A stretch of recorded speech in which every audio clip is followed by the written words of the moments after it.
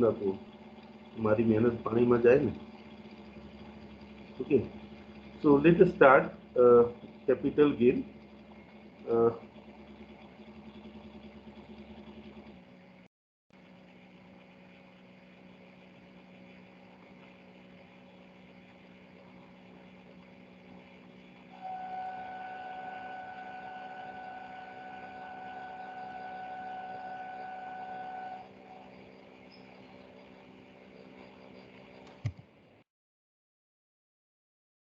Okay, so you know that there are 5 heads of income.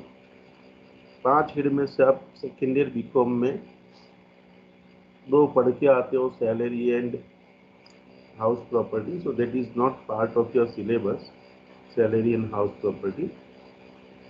But see other sources, PGBP and capital gain, these 3 main heads are part of your syllabus. We have discussed the PGBP in very much detail.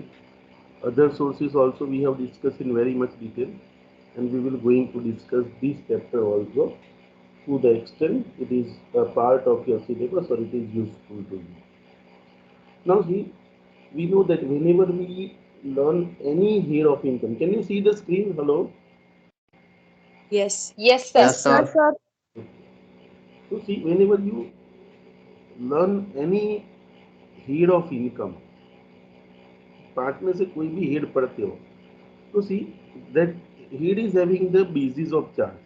The basis of charge means what it says that when the particular income is taxable under this particular head. तो जैसे हमने PGBP में पढ़ा कि section 28 ने पूरा list दिया है and this incomes are taxable under the head PGBP.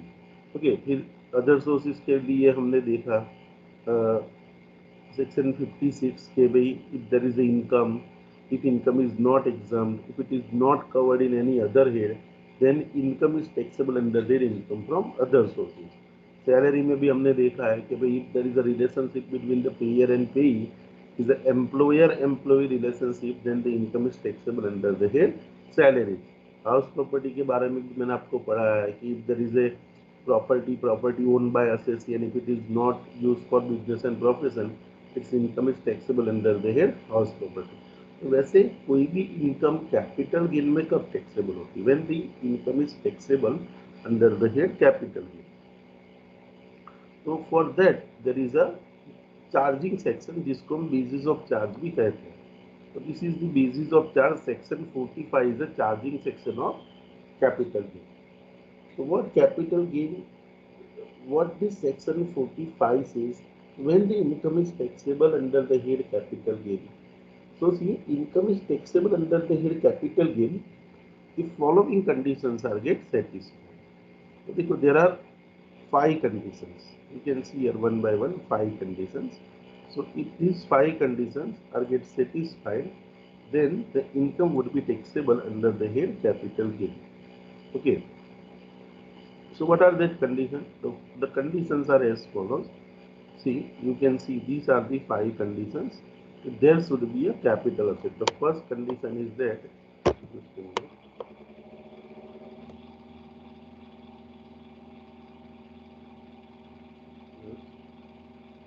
these are the 5 conditions that you can see. There should be a capital asset. सबसे पहले क्या होना चाहिए? Capital asset है. Okay. Now what is capital asset that we will going to discuss. तो सबसे पहले capital asset होनी चाहिए. सिर्फ कैपिटल एसेट होने से कैपिटल गेन नहीं हो जाता. क्या होना चाहिए? That capital asset should be transferred by the assessee. तो कैपिटल असेट असेसी ने ट्रांसफर किया होना चाहिए, मतलब किसी को बेचा हुआ होना चाहिए. Okay, transfer does not mean only sale, it includes some other things also. मतलब ट्रांसफर हुआ होना चाहिए. ओनरशिप आपकी जो है वो बदली हुई है, मतलब आप ओनर थे, कोई और ओनर उसका बनता है तो हम कहते हैं ट्रांसफर. वो ट्रांसफर कोई भी तरीके से हो सकता है, sale, exchange, barter system or any other mode. Okay, so there should be a transfer. Capital asset आपके पास होनी चाहिए. तो असेट असेसी ने ट्रांसफर की होनी चाहिए. कब ट्रांसफर की होनी चाहिए? such transfer should be kept place during the previous year में वो कैपिटल असेट को अपने ट्रांसफर की होनी चाहिए। उसमें अगर प्रीवियस ईयर से 2020 टू 23 तो उसके अंदर ट्रांसफर हुआ होना चाहिए। अभी ट्रांसफर होने से भी कैपिटल गेन नहीं होता। What is the requirement? Capital gain taxable नहीं होता। There should be a profit और gain arise on such transfer. Capital asset है आपके पास, उसको आपने ट्रांसफर किया है और वो ट्रांसफर आपने ड्यूरिंग द प्रीवियस ईयर किया है और on such transfer there is a gain arise.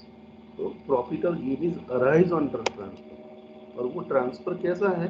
देखो आपको आगे भी मैंने काफ़ी बार बताया है कि सेक्शन 54 में कैपिटल गेन एग्जम्प्ट होता है, लेकिन वो ट्रांसफर आपका और वो प्रॉफिट और गेन आपको जो हुआ है वो सेक्शन 54 के अंतर्गत एग्जम्प्ट नहीं है। मतलब such capital gain is not exempted under section 54 series. पूरी 54 की जो सीरीज है, 54 के अंदर सेक्शन 54 है, उसके अंदर काफ़ी सारे सेक्शंस दिए गए जिसके अंदर कैपिटल गेन एग्जम्प्ट होता है। आप लेकिन आपका कैपिटल गेन कैसा है? वो एग्जम्प्ट नहीं है। एग्जाम नहीं है तो क्या होगा? It would be taxable. तो ये हेड में इनकम कब टैक्सेबल होगी? कि अगर आपके पास कैपिटल असेट है, कैपिटल असेट आपने ट्रांसफर की है, ट्रांसफर आपने ड्यूरिंग द प्रीवियस ईयर किया है और वो ट्रांसफर से आपको गेन हुआ है, and if such gain is not exempt under section 54 then it would be taxable under the head that gain। Tax किस पे लगेगा? गेन पे। Gain would be your taxable income। Okay, so that gain would be taxable। Okay, तो देखो यहाँ पे लिखा है, you can see here, if all above conditions are satisfied, capital gain arise shall be deemed to be the income of the previous year in which the transfer took place and taxed accordingly। એટલે જે વર્ષે તમે asset transfer કરી એ વર્ષની income ગણાશે। So whatever gain is arise to you, that gain would be taxable the year in which asset is transferred, unless and until you not transfer the asset, though there is a gain, notional gain arise। Suppose समझ लो कि मैंने एक घर लिया है 2 लाख रुपए का ये साल में, सब मतलब 5 साल पहले 2 लाख में एक घर लिया था, अब उस घर की कीमत 20 लाख हो गई। तो is it a gain? No. जब तक मैं घर को बेचता नहीं हूँ तब तक वो गेन नहीं अराइज होगा। Suppose during the previous year I transfer the house and the gain of rupees 18 lakh is arise to me, then in which year it is taxable? It would be taxable in the year in which the transfer take place. मतलब जो साल में transfer होता है वो साल में capital gain taxable होता है। मतलब यहाँ से हम क्या समझ सकते हैं कि when the capital gain is taxable, if there is a capital asset is transferred by the assessee, that transfer is made during the previous year, on that transfer if there is a gain, and if the gain is not exempt under section 54, then that gain would be taxable in the year in which the transfer takes place। So this is what section 45 says। okay, समझ में आया आप सबको? Hello? Yes. Yes, sir. Okay, Yes, so sir. when the gain is taxable, Yes, sir. now you can see here this in this uh, purple color, some words are highlighted: capital asset, transfer, okay, gain, not exempted, okay, during the previous year। तो this ये पूरा chapter ये word से ही बना है। मतलब ये सभी वर्ड्स हमें डिटेल में समझने।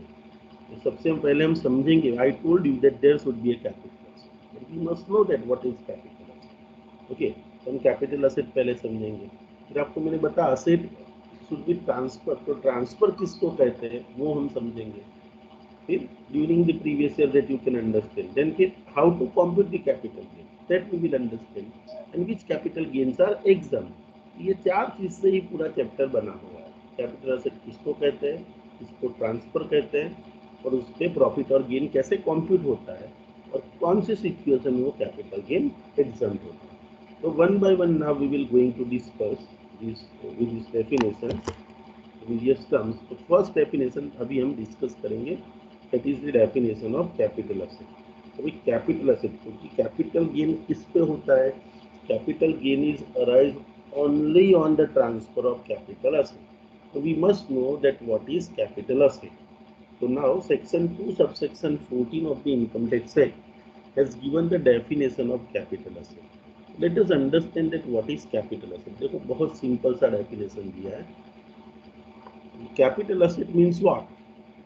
Any property, whether it is movable or immovable, connected with the business or profession or not. मतलब कोई पण property છે તમારે, whether it is connected with your business or whether it is not connected with your business. Okay, whether it is fixed, circulating, movable, immovable, tangible, intangible, connected with the business or profession or not connected with your business and profession, will be treated as your capital asset. અહીંયા બહુ vast કહી દીધું છે कि બધી પ્રોપર્ટીને capital asset કહેવાય છે. यहाँ पहला वर्ड ही आप देख सकते हो, any property, whether it is movable or immovable, connected with the assess's business or profession or not. Okay, profession से कनेक्टेड है या नहीं, मूवेबल है या नहीं है, इमूवेबल है या नहीं है, लेकिन कोई भी प्रॉपर्टी उसको कैपिटल एसेट कहेंगे. તમે કહેશો સર આ તો તમે કંઈક અલગ જ ભણાવો છો. तो यहाँ पे क्योंकि आपने कुछ अलग समझा होगा कैपिटल एसेट के लिए. जनरली हम अकाउंटिंग में कैपिटल एसेट के बारे में ऐसा समझते हैं कि any asset which is held by you not for sale, okay, and which is used in the business as a asset is a capital asset. Okay, उसको हम कैपिटल एसेट कहते हैं, लेकिन वो अकाउंटिंग है. यहाँ इनकम टैक्स के अंदर कैपिटल एसेट की डिटेल डेफिनेशन दी है कि कोई भी एसेट को कैपिटल एसेट कही जाएगी अगर वो बिजनेस से कनेक्टेड है या नहीं, फिक्स है या मूवेबल. ओके, सबको कैपिटल एसेट कहा जाएगा. तो यहाँ पे बहुत डिटेल डेफिनेशन दी गई है कि सभी एसेट को कैपिटल एसेट कहा जाएगा. तो हमें ये याद नहीं रखना है कि भाई कौन सी एसेट को कैपिटल एसेट कहेंगे, क्योंकि डेफिनेशन में तो ऐसा बता दिया सब एसेट को कैपिटल एसेट कहेंगे. फिर ये डेफिनेशन ने क्या किया है, डेफिनेशन में एक्सेप्शंस दिए हुए हैं कि following assets are not capital asset, फिर पूरा लिस्ट दिया. तो हमें याद क्या रखना है, कौन सी एसेट कैपिटल एसेट नहीं है. तो कैपिटल एसेट कौन सी एसेट नहीं है वो याद रखना है, क्योंकि डेफिनेशन ने तो बहुत वास्टली बोल दिया कि all the assets, any asset whether it is movable और इमूवेबल, कनेक्टेड विद बिजनेस और not, are a capital asset. Okay, तो हमें पता चला कि the entire population of the asset is a capital asset. अब इसमें से क्या क्या असेट नहीं है कैपिटल असेट वो हमें याद रखना है. इसके अलावा की बाकी सभी असेट कैपिटल असेट. ठीक है, तो देखो कैपिटल असेट का डेफिनेशन दिया है. Capital asset means any property movable or immovable, whether connected with business of the assessee, business or profession or not, business connected है या नहीं वो हमें नहीं ध्यान में रखना है. सभी असेट को कैपिटल असेट कहा जाए. ठीक है, और देखो फिर दूसरी दो असेट का भी नाम दे दिया है कि असेट को हमेशा कैपिटल असेट कहेंगे. देखो any securities held by the FII invested as per the SEBI regulation. देखो इंडिया के अंदर जो एफआईआईज होते हैं, फॉरेन इंस्टीट्यूशनल इन्वेस्टर्स, फॉरेन की बैंक्स होती हैं, फॉरेन के इन्वेस्टर्स होते हैं जो इंस्टीट्यूशनल, एक फॉरेन के म्यूचुअल फंड है, तो वो लोग ने इंडिया में आके इंडिया की कोई भी सिक्योरिटीज बाय की है एज पर दी सेबी गाइडलाइंस. ओके, मतलब सेबी के नॉर्म्स फॉलो करके एफआईआई ने कोई भी असेट इंडिया में होल्ड कर रखी है in form of securities. Okay, so that all the securities are always treated as a capital asset. Okay, even if it is held as a SIT. देखो SIT जब कल में आप अभी लिख लेना, SIT का फुल फॉर्म होता है स्टॉक इन ट्रेड. तो अगर वो लोग स्टॉक इन ट्रेड में भी रखते हैं तो भी एफआईआई ने इंडिया की सिक्योरिटीज में इन्वेस्ट किया, एफआईआई के लिए सिक्योरिटीज कैपिटल एसेट कही जाएगी. ओके, ये डेफिनेशन कहती है. तो भाई ये एफआईआई के संदर्भ में ही बात की है कि बाकी सभी लोगों के लिए तो ये डेफिनेशन दिया है कि all the assets are capital asset except this.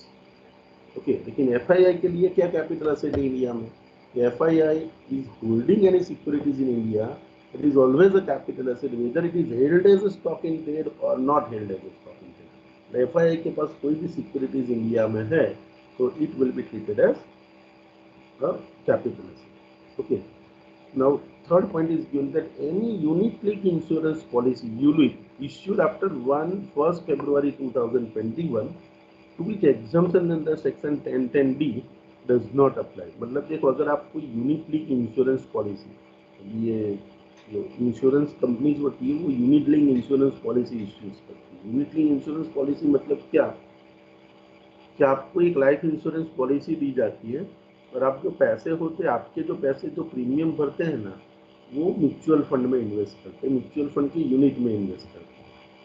Mutual fund फिर वो पैसा कहाँ रोकेगा, कोई शेयर्स में या डिबेंचर्स में। जैसे वो शेयर्स और डिबेंचर का भाव बढ़ेगा, आपकी यूनिट का भाव बढ़ेगा, अल्टीमेटली आपकी पॉलिसी की एनएवी बदलती रहेगी। ओके, तो अब ultimately your intention is what, not to insure your life, your intention is what, to get some NAV, but along with that a small product of life insurance is also they are selling to you। तो कभी कभी होता है कि insurance policy को capital asset कहा जाए या नहीं कहा जाए। यहाँ डेफिनेशन में बहुत क्लियरली बोल दिया कि अगर यूनिट लिंक इंश्योरेंस पॉलिसी है जो 1 फरवरी 2021 के बाद इश्यू हुई है, उसको हमेशा कैपिटल एसेट कही जाएगी। सपोज आज समझी लो, तुम यूनिट लिंक इंश्योरेंस पॉलिसी ली थी, 5 વર્ષ સુધી પ્રીમિયમ 2,000 કરીને 10,000 ભરી અને છઠ્ઠા વર્ષે ઇન્સ્યોરન્સ પોલિસી પાકી ગઈ, મેચ્યોર हो गया, और on maturity I have get, तो मैंने 5 साल तक कितने भरे, 10,000। और जनरली क्या होता है, यूनिट लिंक इंश्योरेंस पॉलिसी में सिंगल प्रीमियम ही होता है, ईयरली प्रीमियम भी नहीं आता। तो अपने सिंगल प्रीमियम भरा, सपोज 10,000 रुपया, 5 साल के बाद पॉलिसी मैच्योर हुई और 10,000 आपने भरे थे, उसके आपको 20,000 मिले। तो what is the gain to you, 10,000 is the gain on transfer of that unit link insurance policy. अब बोलोगे सर कहाँ बेचा, ये तो मैच्योर्ड हुआ, मैच्योरिटी इज ऑल्सो ट्रांसफर, हम पढ़ेंगे आगे।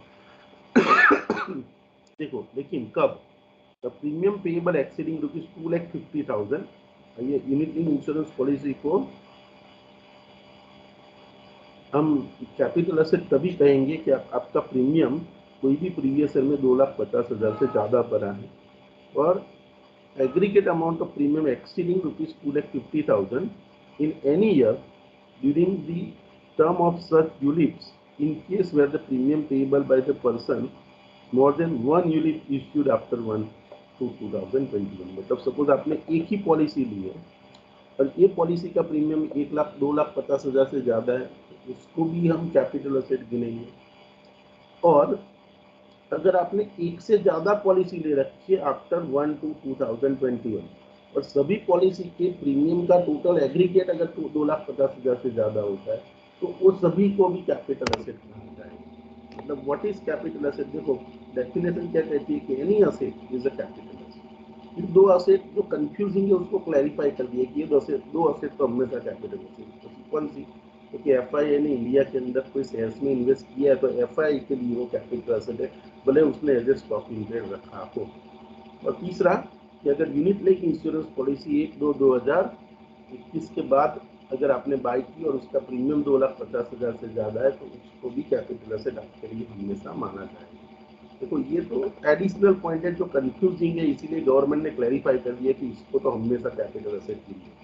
अल्टीमेट डेफिनेशन हमारी ये पॉइंट नंबर ए और ए एक्सेप्शन के बीच में, कि ये दो को तो हमेशा कैपिटल एसेट कहेंगे ही कहेंगे, बी और सी को। अभी देखो ये जो एक्सेप्शन है ना इसके, देखो कैपिटल एसेट किसको कहते हैं, capital asset means any property movable और immovable connected with the assets business of or profession or not. Okay, सभी असेट को कैपिटल एसेट कहा जाता है एक्सेप्ट फॉलोइंग। मतलब मैंने आपको क्या बताया, आपको ये याद नहीं रखना है किसको कैपिटल एसेट कहेंगे, दो याद रखनी है कैपिटल एसेट में, कि एफआई ना इन्वेस्टमेंट इंडिया में છે capital asset, unit link insurance policy है अगर 2021 के बाद ली और उसका प्रीमियम आपने ईयरली 2,50,000 से ज़्यादा भरा है, वो कैपिटल एसेट है। उसके अलावा बाकी सबके लिए क्या, क्योंकि बाकी वो सभी एसेट कैपिटल एसेट है, लेकिन एक्सेप्ट फॉलोइंग, तो आपको ये याद रखना है कि ये एसेट कैपिटल एसेट नहीं है। आपको ये याद रखना है कि this assets are not a capital asset, मतलब इसके अलावा की बाकी जो भी एसेट है सभी एसेट को कैपिटल एसेट कहेंगे। लेकिन मेरे को यहाँ पे लिखा है फर्स्ट पॉइंट कि this assets are following assets are not a capital asset. हमें याद ये रखना है कि एसेट कैपिटल एसेट नहीं है, इसके अलावा की सभी एसेट को मैं कैपिटल एसेट। तो first point is what, SIT, RM और कंज्यूमेबल स्टोर। एसआईटी का फुल फॉर्म आपको मैंने बताया, स्टॉक इन ट्रेड। आरएम मतलब raw material, or consumable store. Field for business and professional. તમારા ધંધાની અંદર if you are carrying a business and in your business if you are having a stock in trade, मतलब जो चीज़ का व्यापार करते हो वो आपके लिए स्टॉक इन ट्रेड है. रॉ मटेरियल अगर आप मैन्युफैक्चरर हो, या तो फिर consumable stores which is use in your factory, okay, or if it is held by you for your business and profession, तो ये कैपिटल असेट नहीं है. तो सपोज मैं बिजनेस कर रहा हूँ, मेरे बिजनेस में बहुत सारी असेट्स है, उसके अंदर से मैं किसको कैपिटल असेट नहीं गिनूंगा? रॉ मटेरियल कैपिटल असेट नहीं, कंज्यूमेबल कैपिटल असेट नहीं है. और तीसरा कि कंज्यूमेबल स्टोर और रॉ मटेरियल है तो फिर स्टॉक इन ट्रेड, वो कैपिटल असेट नहीं है. इसके अलावा की कोई भी असेट है, ओके, जो रॉ मटेरियल नहीं है, कंज्यूमेबल नहीं है, स्टॉक इन ट्रेड नहीं है, वो सभी असेट कैपिटल असेट. तो आपको क्या याद रखना है कि रॉ मटेरियल, कंज्यूमेबल और stock in trade is not a capital asset. Okay, हाँ, लेकिन ये रॉ मटेरियल मतलब मैंने आपको बताया कि अगर आप कुछ भी स्टॉक इन ट्रेड रखते हो तो it is a capital, it is not a capital asset. मैंने आपको यहाँ पे ही बताया कि कोई भी चीज़ आपके बिजनेस और प्रोफेशन के लिए आपका अगर स्टॉक इन ट्रेड है तो वो कैपिटल असेट नहीं है. लेकिन यहाँ पे ही आपको एक पॉइंट बताया था, अगर एफआईआई का अगर इंडिया के अंदर सिक्योरिटीज और सिक्योरिटीज भले उसने स्टॉक इन ट्रेड रखी है, तो भले वो स्टॉक इन ट्रेड है फिर भी वो कैपिटल असेट है एफआईआई के लिए. बाकी सभी के लिए कुछ भी स्टॉक इन ट्रेड होगा वो कैपिटल असेट नहीं है. तो यहाँ पे एक्सेप्शन लिखा है कि securities held by FII as a stock in trade is not a capital asset. मतलब देखो यहाँ पे ये भी लिख दिया है, securities held by FII will be a capital asset even if they are held as a stock in trade. ठीक है, તો બધી અસેટને આપણે કેપિટલ અસેટ કહીશું, પણ જે અસેટ મારું સ્ટોક ઇન ટ્રેડ છે, રો મટીરિयल છે કે કન્ઝ્યુમેબલ છે, is not a capital asset. Okay, समझ में आया यहाँ तक? Hello. Yes, sir. Yes sir. Now देखो दूसरे किसी कौन सी चीज को आप कैपिटल असेट नहीं कहोगे. देखो ये हमने अदर सोर्सेज में ये पढ़ा हुआ है मूवेबल असेट की डेफिनेशन, कि मूवेबल पर्सनल इफेक्ट, मतलब कोई असेट ऐसी है जो मूवेबल भी है और पर्सनल इफेक्ट है, मतलब that you are using, asset movable है और that you are using and you are using, your family member are using. Okay, तो कोई પણ મૂવેબલ વસ્તુ હશે, લાઈક સપોઝ અપિયરલ એટલે કે તમારા પહેરવા ઓઢવાની વસ્તુઓ કે પછી furniture, okay, held for his or her family members personal use, એટલે તમે જે તમારા પર્સનલ યુઝની જેટલી પણ વસ્તુઓ છે that is not a capital asset. Like suppose if you are having a mobile phone, laptop, car, okay, branded shoes, okay, or a clothes, these are not a capital asset. Why? Because it is a personal effect. Movable personal effect are not a capital asset. अब ये भी exception का exception, लेकिन देखो ये कुछ asset ऐसी है भले वो पर्सनल इफेक्ट है फिर भी उसको कैपिटल एसेट गिना जाएगा. ऐसी कौन कौन सी मूवेबल असेट कोई भी है जो आपकी पर्सनली यूज करते हो आपके लिए, वो कैपिटल असेट नहीं है. आपके घर में फर्नीचर पड़ा है, टेबल है, किचन है, यूटेंसिल्स है, ओके, वॉशिंग मशीन है, फ्रीज है, ये सब कैपिटल असेट नहीं है because you are using for your personal purpose. लेकिन ये कुछ चीजें ऐसी है भले वो पर्सनल पर्पज के लिए है फिर भी उसको कैपिटल एसेट गिनने. ऐसी कौन कौन सी चीजें? ज्वेलरी, मतलब गोल्ड या प्रीशियस स्टोन वाली कोई भी ज्वेलरी है आपके पास, और jewellery is a capital asset, capital asset કહેવાશે. આર્કિયોલોજીકલ કલેક્શન એટલે પુરાતત્વ વસ્તુઓ તમારી પાસે કોઈ સ્કલ્પચર પડી હોય કે કોઈ પુરાતત્વ વસ્તુઓ પડી જૂના જમાનાની જેની બહુ જ કિંમત આવી શકે એવી હોય, ઓકે, तो that archaeological collections are always capital asset. कोई drawings है, paintings है, sculpture है और any other work of art is treated as a capital asset. मैं તમને પહેલા શું કીધું, બધી અસેટને capital asset કહેવાય except following. હવે એક્સેપ્શનમાં એક એક્સેપ્શન એવું છે કે પર્સનલ ઇફેક્ટને capital asset ના કહેવાય. આનું એક્સેપ્શન એવું છે કે આટલી અસેટ ભલે પર્સનલ ઇફેક્ટ છે તે છતાં પણ capital asset કહેવાશે. ये कई कई वस्तुओं, तो कि jewellery, archaeological collection, drawing, painting, sculpture or any other work of art, it should be treated as capital asset. Okay, तो इतनी आइटम भले पर्सनल इफेक्ट है फिर भी इसको कैपिटल असेट में की डेफिनेशन में फॉल होगा and they are treated as a capital asset. तो नोट्स लिखी गई है। तो कॉन्स्टिट्यूट अ पर्सनल इफेक्ट, मैंने आपको क्या बताया, personal effect are not treated as a capital asset, लेकिन इतनी पर्सनल इफेक्ट आपकी कैपिटल असेट है। ये सब जो ये ब्लू पट्टी रखाई है, ये सभी आइटम भले पर्सनल इफेक्ट है फिर भी कैपिटल असेट। और ये देखो, ये पहली बार आपने नहीं पढ़ा, ये सभी चीज़ें पर्सनल आइटम ऐसी है जिस जो आपको गिफ्ट में मिलती है ना तो भी टैक्सेबल होती है। हमने अदर सोर्सेस में पढ़ा था ये पूरा लाइन। तो व्हाट इज मूवेबल असेट, और अगर ये मूवेबल असेट मिलती है तो टैक्सेबल। मैंने आपको एग्जाम में सामने पूछा था कि car is received as a gift और किसी ने टैक्सेबल कर दिया, car is not a fall under the definition of capital asset. Okay, लेकिन अगर आपको ज्वेलरी मिलती है, archaeological collection, personal effect, drawing, painting, तो ये सब पे अदर सोर्सेज में अगर गिफ्ट में मिलता है तो टैक्स लगता है। और अगर आप इसको बेचते हो और कैपिटल गेन होता है तो टैक्सेबल होता है। तो ये सब भले आइटम पर्सनल है, मूवेबल है, फिर भी इसको बेचने से गेन होगा तो टैक्सेबल होगा। ये सब चीज़ें अगर आपको गिफ्ट में मिलती है तो gift value is more than 50,000 it would be taxable. तो ये दूसरी बार आ रहा है पॉइंट, पहली बार नहीं आया, हमने अदर सोर्सेज में भी इसको डिस्कस किया।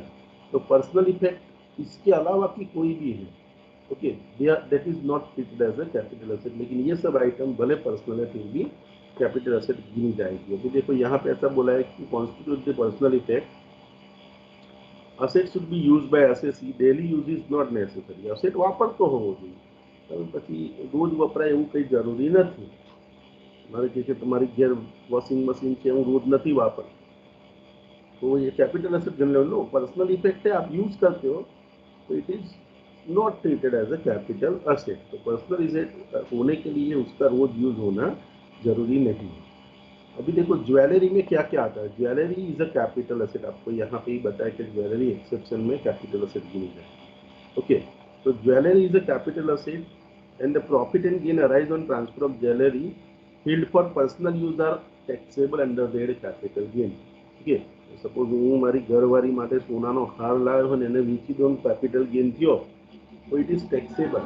जैसे फिर आप बोलोगे सर पर्सनल इफेक्ट है, नो, पर्सनल इफेक्ट नहीं है, पर्सनल इफेक्ट है, लेकिन ये डेफिनेशन क्या कहते हैं, ज्वेलरी को सेल करने से गेन होता है तो it is always capital gain because jewellery for under the definition of capital. Okay, देखो अगर ज्वेलरी के अंदर प्रेशियस स्टोन्स भी आ जाते हैं, okay, let's see, if the precious stones, metals, when work into the wearing apparel or furniture, it is classified in the category of jewelry, it is a capital asset। अगर समझी लो कि कोई precious stones है, metals है, okay, जिसके ऊपर wearing अपीयरल बना है, लाइक सपोज मेरे पास एक घड़ी है जिसके अंदर डायमंड्स लगाए हैं और घड़ी का डायल प्लेटिनियम या गोल्ड का बनवाया है।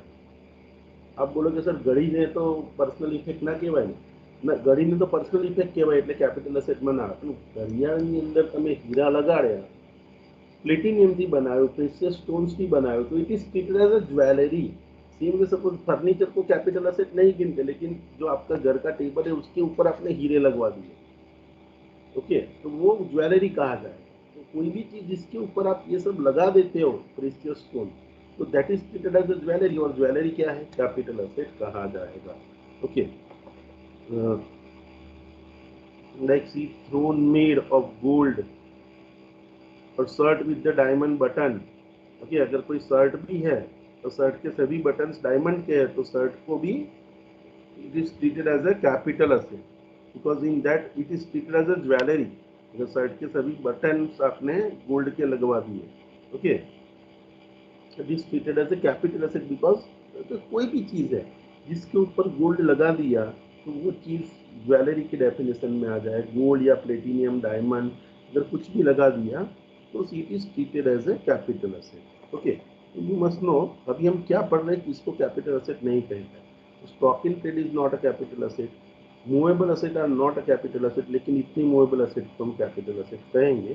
ठीक है, अभी देखो अगर आपके पास एग्रीकल्चर लैंड है तो वो कैपिटल असेट नहीं कही जाती।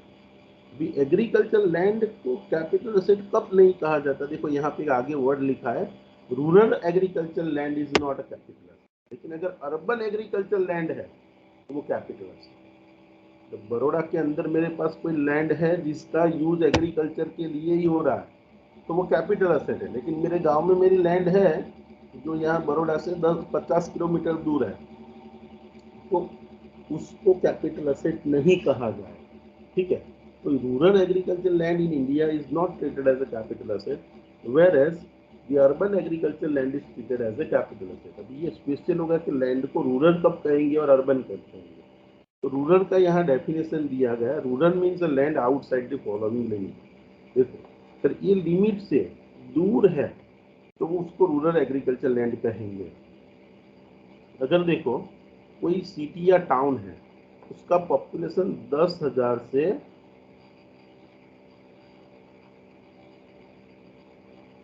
कम है, if the population is less than 10,000, okay, population is less than 10,000,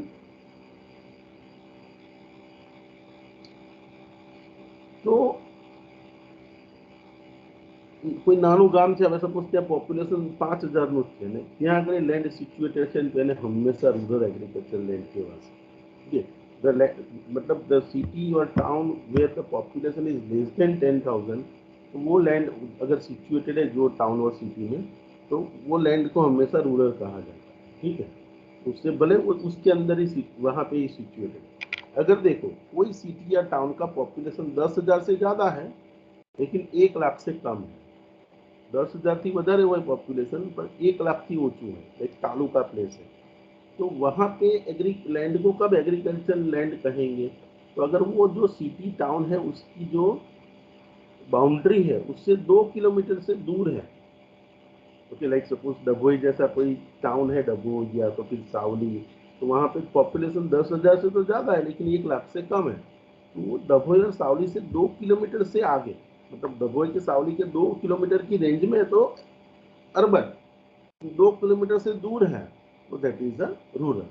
अगर कोई सिटी या टाउन का पॉपुलेशन 1 लाख से ज्यादा है लेकिन 10 लाख से कम, तो वहां पे लैंड को एग्रीकल्चर कब कहा जाएगा, तो कि वो सिटी से 6 किलोमीटर दूर कोई लैंड है तो उसको रूरल कहा जाएगा, 6 किलोमीटर से अंदर है तो it is treated as a urban.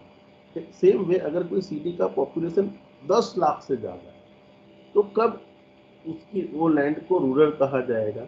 एक बड़ौदा का पॉपुलेशन 10 लाख से ज़्यादा है तो बड़ौदा की लैंड को कब रूरल कहा जाएगा, तो जब बड़ौदा सिटी जहाँ पे एंड होती है वहाँ से 8 किलोमीटर दूर है, ओके। तो 8 किलोमीटर से भी आगे है तो we can consider it as a rural land. अगर वो 8 किलोमीटर की रेंज के अंदर ही है then it is treated as urban, ठीक है। तो कोई भी लैंड रूरल है तो कैपिटल असेट नहीं है। अगर कोई भी एग्रीकल्चर लैंड का यूज एग्रीकल्चर के लिए होना चाहिए तो ही उसको कैपिटल असेट नहीं गिनते। तो एग्रीकल्चर लैंड है और वो रूरल है, जो रूरल किसको कहोगे, तो पॉपुलेशन पे डिपेंड करेगा कि भाई 10,000 થી ઓછું પોપ્યુલેશન વાળા ગામમાં લેન્ડ હોય ભલે ત્યાં સિચ્યુએટેડ હોય, इट इज रूरल। 10,000 થી વધારે अगर पॉपुलेशन है लेकिन 1 लाख से कम पॉपुलेशन, तो वहाँ पे वो सिटी के 2 किलोमीटर से दूर है तो उसको रूरल गिनो। तो कोई सिटी का पॉपुलेशन 10 लाख से 1 लाख से ज़्यादा है लेकिन 10 लाख से कम है तो वो वहाँ से 6 किलोमीटर से दूर है तो रूरल गिनो। और अगर 10 लाख से ज़्यादा पॉपुलेशन वाला कोई सिटी है तो उससे 8 किलोमीटर दूर है तो रूरल गिनो। सिर्फ रूरल होना जरूरी नहीं, साथ में वो एग्रीकल्चर होना चाहिए। तो एग्रीकल्चर किसको कहेंगे, व्हाट इज एग्रीकल्चर लैंड, तो land must be use for agriculture purpose prior to the 2 years prior to the transfer. यदि उसको बेचवा नहीं हो before 2 years that should be used for agriculture purpose, then we can say that it is the agriculture land, and if it is situated in the rural area not a capital asset। એને transfer કરશો તો capital gain નહીં લાગે કારણ કે તો capital asset નથી।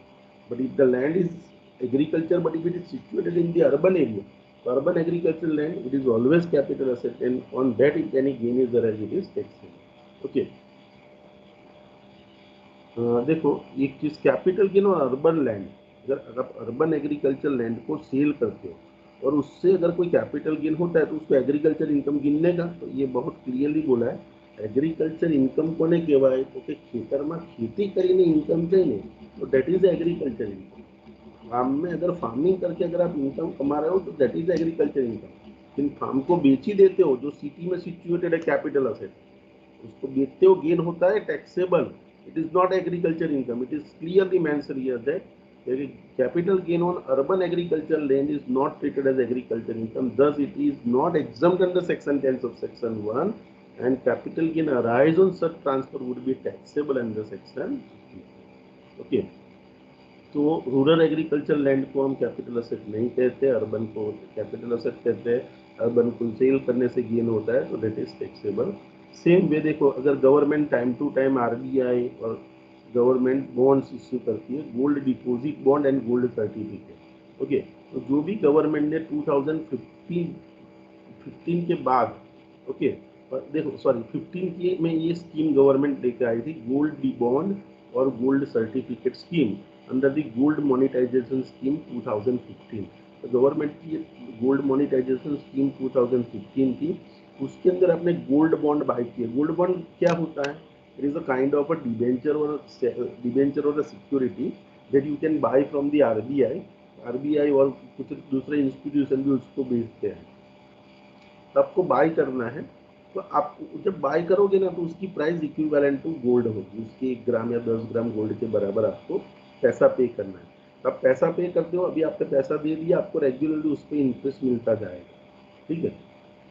और ऐसा नहीं है कि उसकी प्राइस, जो गोल्ड सर्टिफिकेट है उसकी प्राइस, जैसे गोल्ड की प्राइस बढ़ती है उसके साथ साथ उसकी प्राइस भी बढ़ती जाएगी। मतलब 10 वर्ष પછી સમજી લો કે તમે આજે 1000 રૂપિયાનો તોલો સોનું છે, 10 વર્ષ અને ત્યારે તમે ગોલ્ડ બોન્ડ લીધો, suppose if you are selling after 10 years and on that day the price of the gold for 10 gram is 1 lakh rupees, so on that day whenever you sell you will get the 10 lakh rupees on transfer. मतलब market price is always increase with the price change in the price of the gold.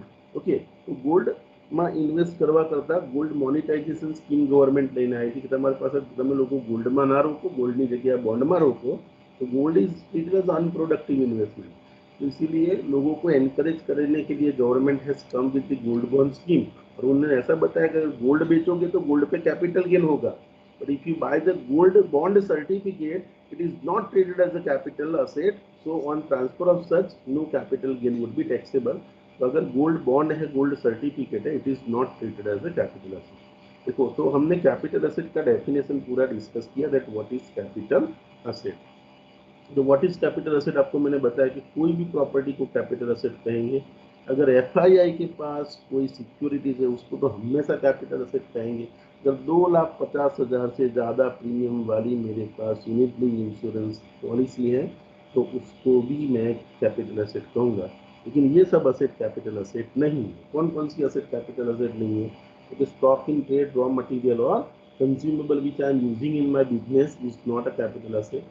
Secondly, मेरी movable personal effect है, वो सब मेरी capital asset नहीं है। हाँ, लेकिन इतनी मूवेबल पर्सनल इफेक्ट मेरी कैपिटल असेट है।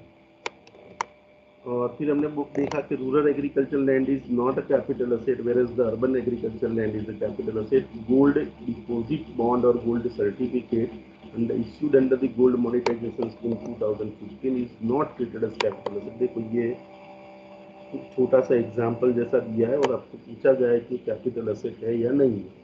Like suppose a sale of the flat by the construction company. देखो, कोई कंस्ट्रक्शन कंपनी कोई फ्लैट बेच रही है तो उसको हम कैपिटल असेट गिनेंगे या नहीं गिनेंगे? देखो, कंस्ट्रक्शन कंपनी के लिए फ्लैट जो है वो स्टॉक इन ट्रेड है, it is not treated as the capital asset. देखो यहाँ पे लिखा है नॉट सीए, सीए मतलब कैपिटल असेट, शॉर्ट में लिखा है since flat is a stock in trade for the construction company. समझ में आया? हेलो?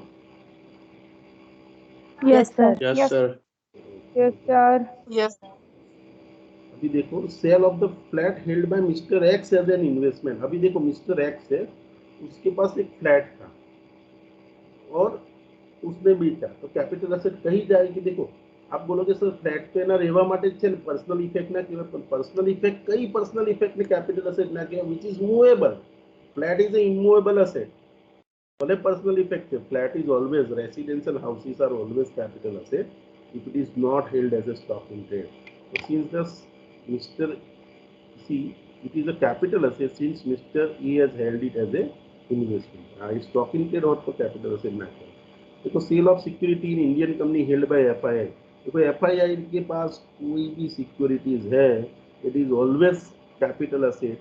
डेफिनेशन ही कहता है, देखो capital asset since the specifically included in the definition of capital asset under section 2 subsection 2D. Now the sale of securities by the Indian company held by FII as a stock in trade.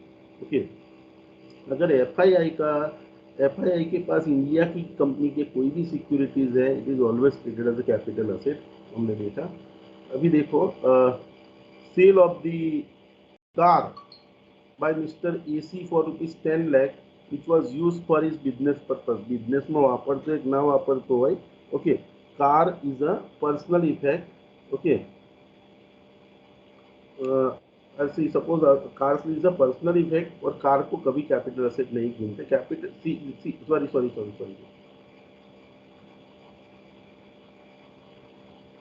तो car पर्सनलમાં નથી વાપરતા તમે, personal effect તમે વાપરો तो it is not a capital asset. અહીંયા તમે કારનો ઉપયોગ ક્યાં કરો છો? You are using the car for your business.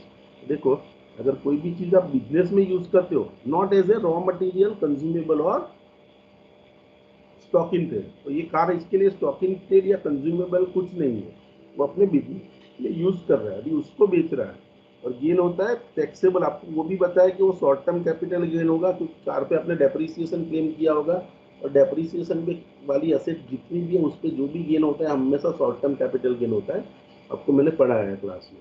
देखो तो कार जो है वो कैपिटल असेट, सीए मतलब it is a capital asset as it is use for business and not excluded, thus it is a capital asset, वो capital asset कहा जाएगा। ठीक है, अभी देखो sale of a personal jewellers for diamond તમે વેચ્યા પર્સનલ, હવે આ ભલે પર્સનલ છે પણ જ્વેલરી પર્સનલ હોય તો પણ કેપિટલ અસેટ કહેવાશે।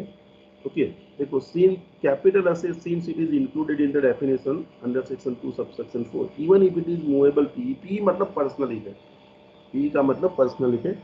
Same way sale of the painting by miss Jacqueline for ₹10 crore, painting को मैंने बताया भले पर्सनल इफेक्ट है लेकिन painting is always capital asset, तो it is a capital asset.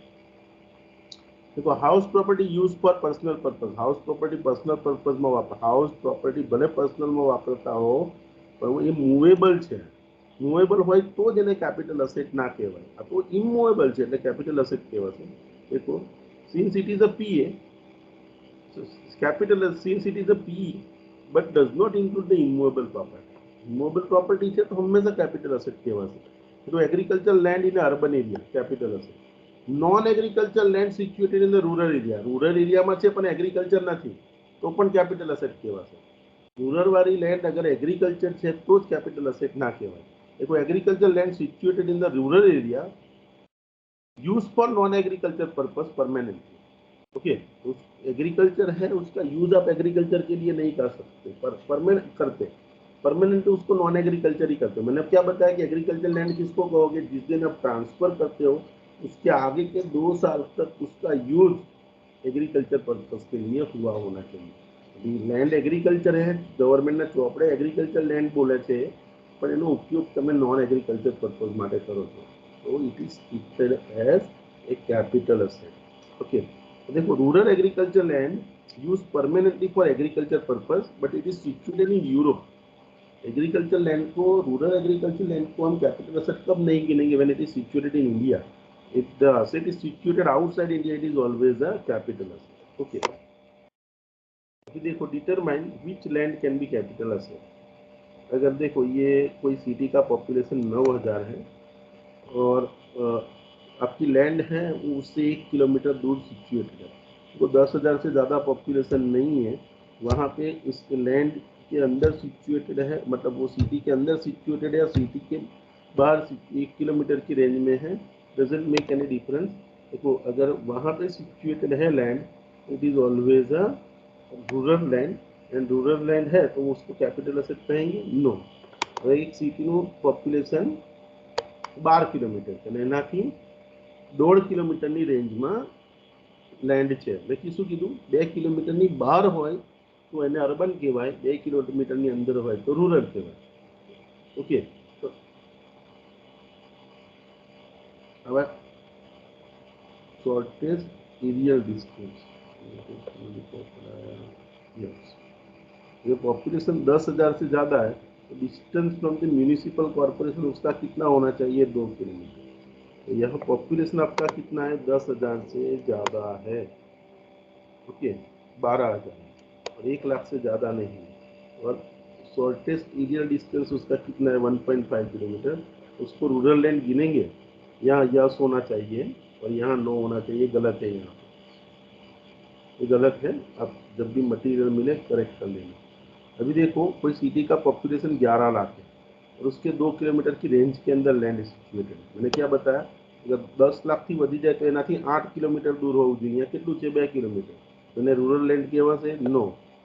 Rural નથી એનો મતલબ એ અર્બન લેન્ડ છે અને urban land is always a capital asset. હવે કોઈ સિટીનું પોપ્યુલેશન 80,000 છે, તો 80,000 પોપ્યુલેશન છે અને ત્યાંથી 3 કિલોમીટર દૂર લેન્ડ છે। હવે જો 10,000થી વધારે ને 1 લાખથી ઓછું હોય તો 2 કિલોમીટરની રેન્જની અંદર હોય, ત્યાંથી 2 કિલોમીટરની રેન્જની અંદર હોય। ठीक है, देखो सॉरी हाँ बेटा, ये मैंने इसको बताया यहाँ पे भी 2 किलोमीटर के से बाहर होना चाहिए, ये वाला पॉइंट। यहाँ पे भी 2 किलोमीटर के बाहर होना चाहिए। ये 2 किलोमीटर के अंदर है, इसीलिए इसको कैपिटल असेट, रूरल लैंड नहीं गिनेंगे और वो कैपिटल असेट है।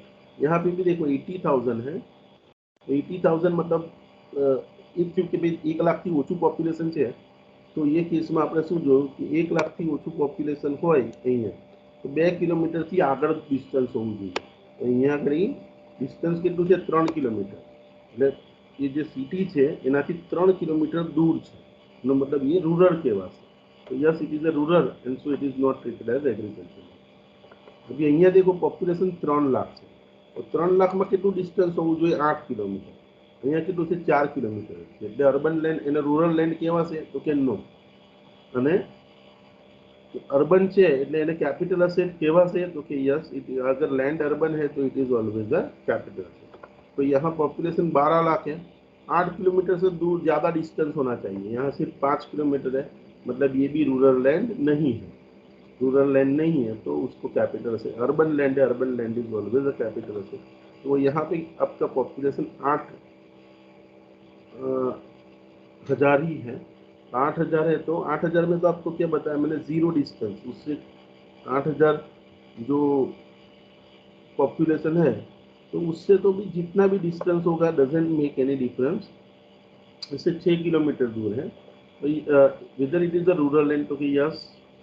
और अगर रूरल लैंड है तो उसको हम एग्रीकल्चर, सॉरी इसको हम कैपिटल असेट नहीं कहेंगे। 4 लाख पॉपुलेशन मतलब 1 लाख से ज़्यादा, 8 किलोमीटर से ज़्यादा डिस्टेंस होना चाहिए, नहीं है मतलब अर्बन लैंड है। तो वेदर इट इज 4 लाख है, ठीक है, पॉपुलेशन इज 6 4 लाख। किलोमीटर से ज्यादा, 6 लाख हाँ किलोमीटर है सर। 1 કિલોમીટર 1 કિમી। કિલોમીટર જ છે ને, બધામાં કિલોમીટર જ છે, 7 કિલોમીટર છે। ઓકે, અને તો 8 થી વધારે હોવા જોઈએ, અહીંયા 8 થી વધારે નથી। સર નહીં ના સર, સર 6 થી જોવા વધારે હોવા જોઈએ ને। 6 થી વધારે 6 કિલોમીટર છે સર। 10 લાખથી 10 લાખથી ઓછું છે તો સર 1 ઉપરવાળાને થી એ 10 ની plan વચ્ચે હોય। 10 છોડ આવશે। એક મિનિટ, 10 લાખથી ઓકે ઓકે, આ તો 10 લાખ અહીંયા 6 કિલોમીટર છે, સોરી બરાબર સમજી ગયો। તો 10 લાખથી ઓછું છે, 1 લાખથી વધારે છે, એટલે અહીંયા 6 કિલોમીટર, 6 થી વધારે છે, દૂર છે, એટલે એને રૂરલ લેન્ડ કહેવાશે। અને રૂરલ છે એટલે એને કેપિટલ અસેટ નહીં કહેવાય। અહીંયા 10,50,000 થી 10 થી વધારે છે અને કેટલા કિલોમીટર છે, 8 કિલોમીટર। ઓકે, તો ડિસ્ટન્સ 8 કિલોમીટર છે, તો 8 કે 8 થી વધારે હોય એટલે એક્ઝેક્ટ 8 કે 8 થી વધારે હોય તો it is not a rural land. And see rural, sorry इधर it is treated as a rural land. No, देखो एग्जैक्ट 8 से ज़्यादा होना चाहिए। क्या लिखा है, अबाउट 10 किलोमीटर, 8 किलोमीटर से एग्जैक्ट 8 है। देखो यहाँ 10,50,000 है और एग्जैक्ट 8 किलोमीटर है। एग्जैक्ट 8 नहीं, 8 से ज़्यादा होना चाहिए, तो एग्जैक्ट 8 है, इसीलिए उसको हम रूरल लैंड नहीं गिनेंगे, उसको हम अर्बन ही कहेंगे। और अर्बन है तो it is a agriculture, so it is a capital asset. भी देखो यहाँ 15 लाख है और 9 કિલોમીટર ડિસ્ટન્સ છે, 8 થી વધારે છે એને રૂરલ ગણીશું અને કેપિટલ અસેટ નહીં કહેવાય. ઓકે, એક दूसरा पॉइंट है, mister X contends that sale of work of art held by her, Mrs. X contends that the sale of work art held by her is not liable for capital gain. Is it correct? No. See, the work of art, if it is a, see, work of art, personal effect is exclude the work of art. As a result of कोई पण work of art असे तो work of art is always capital asset. आपको मैंने यहाँ पे पढ़ा है कि एनी वर्क ऑफ आर्ट, देखो यहाँ पे any work of art, work of art हमेशा कैपिटल असेट होता है. वर्क ऑफ आर्ट मतलब पेंटिंग, स्कल्पचर, बीजू कोई पण वर्क ऑफ आर्ट है तो it is always a capital asset. Okay, this will attract the tax and Mrs. X is not correct. Okay, now અહીંયા એવું કહે છે કે still whether the capital gain will arise in the independent cases. देखो profit on sale of the jewelry by Mr. A and Mr. A is a dealer. હવે suppose dealer તરીકે તમે કોઈ વસ્તુ વેચો તો देखो ये તમારા માટે જ્વેલરી સ્ટોક ઇન ટ્રેડ છે. સ્ટોક ઇન ટ્રેડ अगर आप कोई भी बेचते हो स्टॉक इन ट्रेड, तो stock in trade is not a capital asset. અહીંયા જે કંઈ પણ પ્રોફિટ થશે પીજીબીપીમાં ટેક્સેબલ થશે, કેપિટલ ગેનમાં નહીં થાય. અહીંયા કેપિટલ ગેન થશે કે નહીં એવું પૂછ્યું છે. Answer is what? No. Same way second point, profit on sale of the personal furniture, car और बाइक, अगर पर्सनल इफेक्ट आप देखते हो वो कैपिटल असेट की डेफिनेशन में नहीं आता, तो अगर गेन होगा तो टैक्सेबल नहीं होगा. Profit on sale of residential house, मैंने आपको बताया इमूवेबल प्रॉपर्टी भले आप पर्सनल पर्पस के लिए ही वापरते हो, लेकिन इमूवेबल प्रॉपर्टी है तो हमेशा कैपिटल एसेट है और उस पर जो गेन होगा वो टैक्सेबल होगा. यस लिखा है.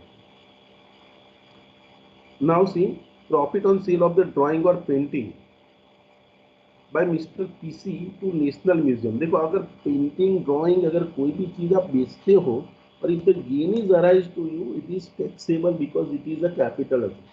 लेकिन यहाँ पे एक एक्सेप्शन है जो ऊपर नहीं पढ़ा है मैंने आपको. यहाँ पे अगर आप नेशनल म्यूजियम को बेचते हो और गेन होता है तो नॉट टैक्सेबल. ये अलग से पॉइंट है. देखो पेंटिंग और ड्राइंग को बेचने पे गेन होता है तो टैक्सेबल ही होता है. यहाँ टैक्सेबल इसीलिए ये नहीं होगा क्योंकि देखो यहाँ पे आप पॉइंट से देखो सेक्शन 47 क्या कहता है, transfer of capital asset to the national museum is exempt from tax. यहाँ ये ड्राइंग और पेंटिंग है इसीलिए एग्जाम नहीं करते, लेकिन आप इसको नेशनल म्यूजियम में बेचते हो इसीलिए इसको एग्जाम किया. अभी देखो आप गोल्ड बॉन्ड बेचते हो, आपको अभी थोड़ी देर पहले बताया कि gold bond is not a capital asset, तो उसको गेन ट्रांसफर करने से गेन होता है तो नॉट टैक्स. अभी देखो हमने what is capital asset, what is not capital asset, that we have understood properly in very much detail. Okay, now see we will understand. देखो ये कैपिटल असेट तो हमने देख लिया. Now we have to understand that in the capital gain the assets, जितनी भी capital asset, अभी किसको कैपिटल असेट कहेंगे किसको कैपिटल असेट नहीं कहेंगे, that is get clear in your mind. Okay, but see in the capital gain chapter, the assets are classified into two categories. One is a short-term capital asset, another one is a long-term capital asset. इसके पीछे का logic ये है, इसको क्यों short term long term किया, अगर ये समझे तो इसके पीछे लॉजिक ये है कि see in case of short term capital asset and in case of long term capital asset, the income tax rate is a different. Income tax rate is different. Okay, so different rate दोनों के लिए लागू पड़ रहा है, इसीलिए assets are also classified into short term capital asset and long term capital asset. ये short term capital asset है, उसको बेचने से अगर कोई गेन होता है तो that is a short term capital gain. अगर long term capital asset को बेचने से गेन होता है तो long term capital gain. तो we have to whenever we transfer any asset, अगर कोई भी कैपिटल असेट को मैं ट्रांसफर करता हूँ और उस पर मुझे गेन हो रहा है, तो at that time I always have to check whether this gain is a short term और long term, because I have to pay the tax at the rate which is applicable to short term और long term capital gain. Okay, तो see generally क्या होता है कि long term capital gain is taxable at the flat rate of 20%, और short term capital gain होता है that is taxable at your slab rate. अगर आप इंडिविजुअल हो तो whatever slab rate is applicable, at that rate you have to pay the tax. And long term capital gain is always taxable at the flat 20% rate. Okay, so that's why we always have to identify that whether whatever asset I have sold is a long term पर ओछो tax rate से 20%, that is the lower tax rate. Because अगर आप कोई asset बेचे को 25-30 लाख रुपए का gain हो गया तो आप ऑटोमेटिकली 30% के स्लैब में आ जाओगे. तो यू अगर स्लैब रेट लागू पड़ता है शॉर्ट टर्म में तो you have to pay the tax at the rate 30%. अगर लॉन्ग टर्म है तो you have to pay the tax at the rate 20%. Okay, that's why we always have to identify that whether whatever gain is arise to me it is a short term or long term. और वो short term और long term gain कैसे पता चलेगा, वो asset पे depend करता है कि मेरी असेट शॉर्ट टर्म है या लॉन्ग टर्म. अभी असेट को कब शॉर्ट टर्म कहेंगे और असेट को कब लॉन्ग टर्म कहेंगे ये हमें समझना है. ठीक है, तो देखो what is the short term capital asset. तो आपको देखना है period of holding. Period of holding का मतलब होता है जब आप असेट बाय करते हो और जब आप सेल करते हो. ये दोनों के बीच का जो पीरियड, आपने कितना पीरियड असेट को होल्ड करके रखा, that period is a period of holding. Now if the period of holding of the asset is less then और इक्वल टू 36 मंथ, तो 36 मंथ या उससे कम है, एग्जैक्ट 36 मंथ और उससे कम है, then that immediately before the transfer that asset is known as short term capital asset. Okay, asset को बेचने से पहले अगर असेट को आपने 36 मंथ या उससे कम पीरियड हेल्ड किया है then it is a short term capital asset. And what is the long term? If it is held for more than 36 months, it is called long-term capital asset. So what is the long-term capital asset? If the period of holding of asset is greater than 36 months immediately before the date of transfer, it is a long-term capital asset. And if the period of holding is exact 36 months or less, it is a short-term capital asset. Is it clear? Exact 36 months के एना करता ओछू છે short term. What you have to check? You have to check the period of holding. Period of holding is exact 36 months और उससे कम है short term, और if it is greater than 36 months it is a long term. अभी देखो on almost on all the assets this rule is applicable कि भाई 36 month से या एग्जैक्ट 36 मंथ और उससे कम है शॉर्ट टर्म और उससे ज़्यादा होल्डिंग पीरियड है 36 मंथ से तो लॉन्ग टर्म. लेकिन ये कुछ असेट ऐसी है जिसमें आपको 36 नहीं देखना, in that you have to consider 12 month period. तो मतलब देखो 20 asset for which you have to take 12 month period, मतलब 12 मंथ या उससे कम रखा है शॉर्ट टर्म और 12 मंथ से ज़्यादा रखा है तो लॉन्ग टर्म. तो ये 4 असेट ऐसी है जिसमें 36 की जगह आपको 12 मंथ देखना है. तो ऐसी कौन कौन सी असेट है देखो, listed equity and preference shares. देखो प्रेफरेंस शेयर्स और इक्विटी शेयर, लेकिन कैसे लिस्टेड, मतलब listed in the stock exchange. ऐसे शेयर्स आपके पास है, रिलायंस है, इन्फोसिस जैसे शेयर्स है, the listed. Whether it is equity और preference doesn't make any difference, should be a listed. तो लिस्टेड शेयर्स लॉन्ग टर्म છે કે શોર્ટ ટર્મ ડિસાઇડ કરવા માટે તમે કેટલો પીરિયડ લેશો, you have to take the 12 month period, not a 36 month period. तो 12 मंथ और उससे कम है शॉर्ट टर्म, 12 मंथ से ज़्यादा है long term. Same way listed securities और debenture other than units. Okay, जो म्यूचुअल फंड वाले जो यूनिट्स है उसको छोड़ के देखो करके आपके पास डिबेंचर या बॉन्ड है लेकिन वो कैसे है लिस्टेड.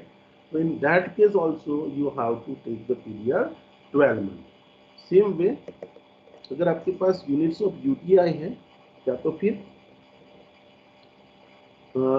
म्यूचुअल फंड के यूनिट्स जो लिस्टेड है. यूटीआई तो लिस्टेड कंपनी है, आपको पता है गवर्नमेंट की म्यूचुअल फंड कंपनी है यूटीआई. और दूसरे जितने भी इक्विटी ओरिएंटेड म्यूचुअल फंड है तो वो म्यूचुअल फंड के यूनिट्स है, तो उसके लिए भी आपको 12 मंथ पीरियड देखना है. Zero coupon bonds we have discuss in the PGBP. तो अगर आपके पास जीरो कूपन बॉन्ड है तो उसमें भी लॉन्ग टर्म या short term if you have to decide, you have to decide based on the 12 month period and not on 36 month period. Okay, तो बाकी सभी असेट के लिए 36 मंथ और सिर्फ for this 4 asset listed equity share and preference share, listed debenture and bonds other than units of UTI and equity oriented units of mutual fund and zero coupon fund bond. So for all these assets, you have to consider 12-month period to decide whether it is short term or long term. और देखो अगर now these are the two assets in which you have to keep the remember the period of 24 months. मतलब ये दो asset ऐसी हैं okay जिसके अंदर असेट लॉन्ग टर्म में है या शॉर्ट टर्म, वो डिसाइड करने के लिए ना तो 36 मंथ लेना है, ना तो 12 मंथ लेना है, या 24 मंथ लेना है. तो ऐसी कौन सी असेट है? देखो अगर लिस्टेड इक्विटी शेयर या प्रेफरेंस शेयर है उसके लिए 12 मंथ पीरियड लेना है, लेकिन अनलिस्टेड इक्विटी शेयर और preference share okay private limited company की या तो फिर कोई भी पब्लिक लिमिटेड कंपनी जो अनलिस्टेड है उसके शेयर्स आपके पास है, तो वो लॉन्ग टर्म है या शॉर्ट टर्म वो डिसाइड करने के लिए आपको 24 मंथ पीरियड लेना है. लिस्टेड के लिए 12 मंथ, अनलिस्टेड इक्विटी शेयर और प्रेफरेंस शेयर के लिए 24 मंथ. और एट द सेम टाइम देखो immovable property being a land और बिल्डिंग, और लैंड और बिल्डिंग और बोथ, तो लैंड અને બિલ્ડિંગમાં તમારે 24 મહિના રાખો. જો આપણે सम्स કરીશું એમાં લેન્ડ અને બિલ્ડિંગ વધારે આવશે, તો તમે એ યાદ રાખજો કે લેન્ડ અને બિલ્ડિંગમાં લોંગ ટર્મ છે કે શોર્ટ ટર્મ એ ડિસાઇડ કરવા માટે you don't have to consider 36 month, you have to consider 24 months. ऊपर की चार असेट ये देखो जनरली ये चारों फाइनेंशियल असेट्स हैं. तो ये चारों में 12 महीने लेने हैं. ये दो असेट्स में आपको 12 मंथ देने हैं और उसके अलावा दूसरी कोई भी असेट है उसमें 36 मंथ लेना है. ठीक है. So we can decide whether the asset is a short term और लॉन्ग टर्म. तो सी अभी एक छोटा सा सम जैसा भी है कि you decide whether the assets, मतलब मिनिमम क्या पीरियड होल्ड करने पे असेट लॉन्ग टर्म या शॉर्ट टर्म कही जाएगी. देखो आपके पास units of equity oriented mutual fund, equity oriented mutual fund 12 month. देखो units of the debt oriented है, तो देखो ये 24 वाले में भी नहीं आता, 12 में भी नहीं आता. डेट ओरिएंटेड म्यूचुअल फंड की यूनिट्स है उसमें डायरेक्ट ये दो में नहीं फॉलो होता, उसके लिए 36 मंथ. ठीक है.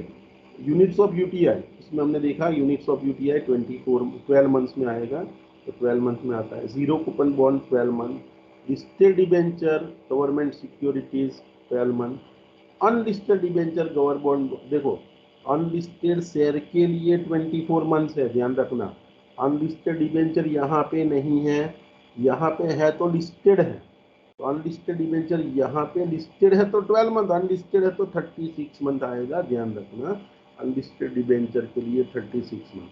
Listed shares in a company 24 months, sorry 12 months sir. Unlisted shares in the company 24 months, land और building 24 months, और दूसरी कोई भी asset है 36 months लगेगा. ओके यहाँ पे आपको लॉजिक बताया कि क्यों asset को शॉर्ट टर्म और लॉन्ग टर्म में डिवाइड किया है. Okay so the tax incidence under the capital gain depends on whether asset is long term capital asset or short term capital asset. Tax incidence मतलब tax rate, जो tax लगता है उसका amount, इस पे डिपेंड करता है शॉर्ट टर्म है या असेट शॉर्ट टर्म है या लॉन्ग टर्म है. देखो अगर शॉर्ट टर्म कैपिटल असेट होगी उस पे होने वाला gain short term capital gain होगा. If the asset type is a long term capital asset then उस पे होने वाला gain long term capital gain होगा. और you know that if you are using the asset in your business and on that if you are claiming the depreciation, जिसको हम कहते हैं depreciable asset, so for depreciable asset the capital gain is always a short term capital gain. In that you don't have to check the period of holding. क्योंकि उसमें depreciable asset जो भी अभी वो कार का मैंने आपको बताया था, अगर if you are using the car in your business and the gain is a taxable capital asset है, taxable होगा, and gain will be a short term capital gain because asset is a depreciable asset. तो कोई भी asset जो आपके block में आप लेते हो जिस पे आप depreciation claim करते हो, on that if any gain is arise it is always a short term capital gain. okay तो हमने कैपिटल asset देखा, लॉन्ग टर्म किसको कैपिटल asset कहते हैं वो देखा, शॉर्ट टर्म कैपिटल asset किसको कहते हैं वो हमने देखा. ठीक है. अभी देखो सिर्फ कैपिटल asset होने से गेन नहीं हो जाता, capital asset should be transferred. Okay तो कैपिटल असेट को ट्रांसफर करना है आपको, and if it is transferred then and then if any gain is arise then it is taxable. So we have to understand. देखो आपको मैंने starting में ही बताया कि असेट शुड बी ट्रांसफर्ड. यहाँ हमने स्टार्टिंग में ये 2 पॉइंट पढ़े ना, बेसिस ऑफ चार्ज.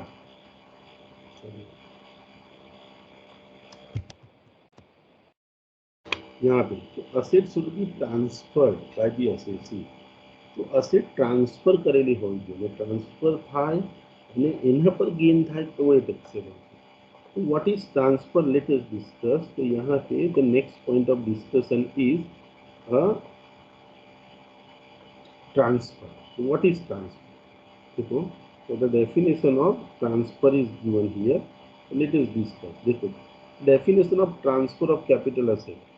तो transfer does not mean only sale. अपना मगज में एक ज वस्तु आवे जब भी अगर हम सुनते हैं transfer mean sale, transfer does not mean sale. Transfer includes all this things. देखो so what is transfer? So transfer in that these 7 items are covered, that these all are treated as transfer. Suppose if you do the sale, sale તમને ખબર છે પૈસા આપીને વસ્તુ આપી, પૈસા લઈને વસ્તુ આપી દો, સેલ। अगर कोई चीज के सामने मतलब कोई कैपिटल असेट के सामने आप कोई दूसरी असेट लेते हो, पैसे नहीं लेते हो, okay, but if you are taking any other asset, तो असेट के सामने असेट ट्रांसफर करते हो, दैट इज ऑल्सो एक्सचेंज, इसको बोलते हैं, that is also asset. Okay, now relinquishment of the asset. Relinquishment मतलब वो असेट का एंड आता, okay.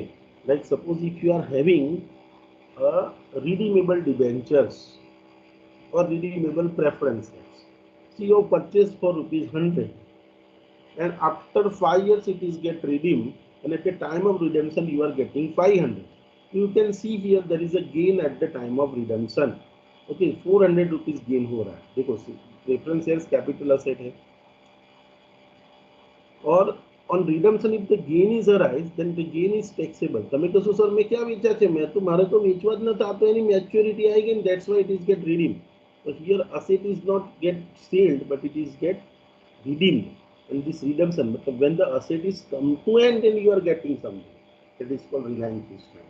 so the transfer includes what? Sale, exchange or relinquishment, okay। so relinquishment of asset is also treated as a transfer, okay। relinquishment समझ में आप सबको? Hello, तो preference share का example, yes sir. Yes okay. Sir. Now suppose देखो extinguishment of right in asset. देखो आप asset नहीं बेचते, लेकिन असेट के अंदर रहा हुआ राइट जो है वो एक्सटिंग्विश हो जाता है, okay, then also it is treated as a transfer, okay. Suppose if you are extinguishing, extinguish मतलब you are ending your right in the asset, okay। suppose you are not selling the asset but rights lying in the asset that you are selling and getting something, okay। asset आप बेचते नहीं हो, लेकिन asset के जो rights है ना, that rights you are transferring। like suppose I am having the house, और वो मैं घर बेचता नहीं, घर मेरे नाम पे रखता हूँ, लेकिन उसके जो भी राइट्स है, right to use, right to sale, मेरे पास जो भी राइट है, right to demolish, all this right I am giving to someone else, then it is called extinguishment of right in the asset, or for that I am charging something, and that is treated as a transfer, okay। suppose आप asset को बेचते नहीं और government आपसे आके compulsorily acquisition करती है, बराबर, ये आपको मैंने पढ़ाया हुआ what is compulsory acquisition. Suppose મારી પાસે એક જમીન છે કે ઘર છે, મારે નથી વેચવું, बट वहां से ये बुलेट ट्रेन का पटरी निकल रहा है, गवर्नमेंट ने ले लिया, मैं घर लीधું तो 2 लाख में, હવે એના 50 लाख रुपया, तो 48 लाख रुपीज इज गेन। मैं बोलूंगा मैंने बेचा नहीं, मेरे से ले लिया गया, इट इज नॉट ट्रांसफर। तो यहाँ it is clearly mention that if compulsory acquisition of the asset is take place, that is also treated as transfer. Now see suppose the conversion of capital asset into stock in trade, हमने PGPP में discuss किया था, તમને ક્લાસમાં board પર એક સરસ draw કરીને બતાવ્યું હતું કે મારી પાસે કોઈ कैपिटल असेट છે, ओके, और उसको मैं स्टॉक इन ट्रेड में रख देता हूँ। मतलब अंदर मारो सोफो पड़े છે મારી ઓફિસમાં, હવે મને એવું લાગે કે સોફાનો ભાવ વધારે આવશે, એને વેચવા માટે મૂકી દીધો। Previously it was a capital asset, now the day on which you are converting into stock in trade, PGBP में आपको मैंने उल्टा पढ़ाया था, स्टॉक इन ट्रेड को आप कैपिटल असेट गिन लेते हो, it is treated as income. यहाँ पे उल्टा बोला गया है कि सपोज आपके पास कोई स्टॉक इन ट्रेड पड़ा है, सॉरी आपके पास कोई कैपिटल असेट पड़ी है, ओके, और वो कैपिटल असेट को आप स्टॉक इन ट्रेड में कन्वर्ट कर दीजिए, ओके। तो the day on which you are converting, on that day whatever is the fair market value, that is treated as a price of that particular asset and it is treated as transfer. Suppose मैं jeweller हूँ और मेरे गले में 2 chain पहनी हुई है, तो that is a capital asset for me. लेकिन कोई आया ग्राहक बोलता है हेमंत भाई सरस चेन से वेचवी है. Ultimately it was not a stock in trade, it was a capital asset. So I put it in my business.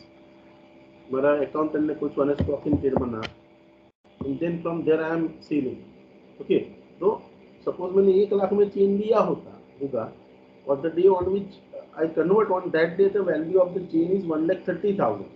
तो 30,000 का मेरे को गेन हुआ, तो that gain is taxable in my hand as a capital gain. फिर समझ लो वो ग्राहक को बेचा 1,40 में. अभी मेरे धंधे को कितना फायदा हुआ, देखो मैंने 1 लाख की चेन 1,30 में मेरे बिजनेस को दी, मतलब मैंने पैसा नहीं दिया. अभी धंधे में उसकी स्टॉक की वैल्यू कितनी थी, 130, उसको ग्राहक को बेचा 1,40 में, तो 10,000 गेन मेरे बिजनेस को हुआ. तो 10,000 वो गेन जो होता है वो प्रॉफिट होगा, क्योंकि वो बिजनेस में से स्टॉक बेचा.